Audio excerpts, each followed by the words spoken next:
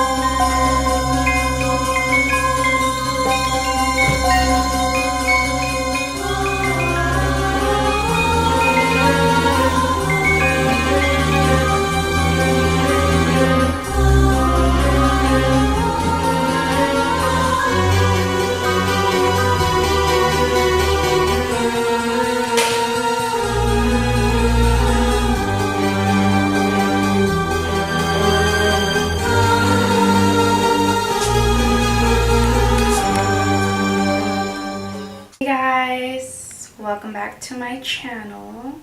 So today I did another Halloween look, and our look is going to be a doll puppet. Stay tuned and keep watching to get this look. I already primed and moisturized my face, so I'm just taking my foundation, dabbing it all over my face, and then I'm going to go ahead and blend that out with my beauty blender. Once I blended it, I realized, this ain't gonna work. So I busted out my Cover FX foundation in N0 and a flat brush, and I just dabbed it all over my face and then blended it out with my beauty blender. This step is not necessary. If I would have started with the lighter foundation, I would have avoided this, but it happens. For my eyebrows, I will be using my Brow Bar to Go tutorial coming soon. Hello?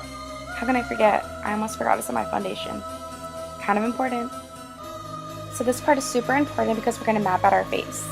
So take a brown eyebrow pencil and you're going to draw lines around your temples, your cheekbones. Make sure to make the line of the bone a little bit higher, the upper part of your cheek, the bridge of your nose, the tip of your nose. You're going to go ahead and draw a circle around the shape because you want it to be pointy, your chin, and then the bottom of your cheeks, you're going to connect to your chin, make a funny face, and then don't forget around the nostrils.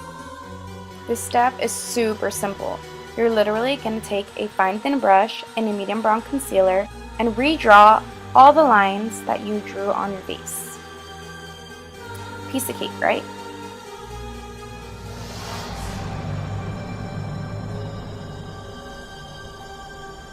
And there I go again, making some funky faces. Taking a brown matte eyeshadow pretty similar to the color of the concealer that you used. You're going to go ahead and blend out all the lines. In the process of doing this, some of the lines were a little bit difficult to blend, so feel free to use your finger to blend out the lines. Once I did that, it was super easy to blend out. So just keep blending and blending and blending until no harsh lines are visible. And again, I go ahead and use my finger to blend it out. For your nose, just make sure that you do use your finger because you don't want to smear too much of the concealer and shadow on other parts of your nose because you do want it to remain thin and pointy. And there was a little bit more harsh lines, so I just made sure that everything was blended, and yep, I look dirty. Using Painterly for my eyeshadow base, I'm going to go ahead and take a flat brush and just eyeshadow base all over my eyelid. And then I'm going to take that same medium brown color and a fluffy brush and draw in my crease. Then using a white shadow, cover my entire lid and the inner corner of my eye, as well as my brow bone. and then blend it out with a fluffy brush. Using liquid eyeliner, you want to create a thick line and a baby wing, enough to be noticed, but not winged out.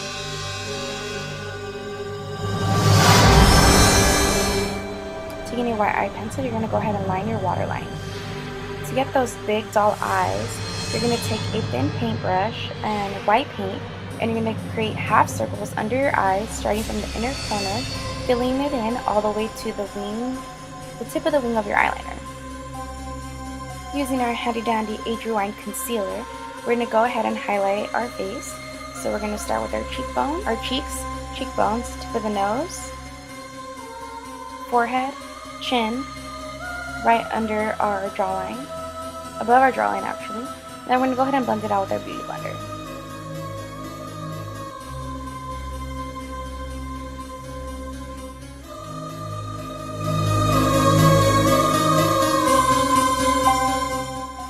Taking our translucent powder and a flat eyeshadow brush, we're going to go ahead and set all the areas that we just highlighted with our concealer.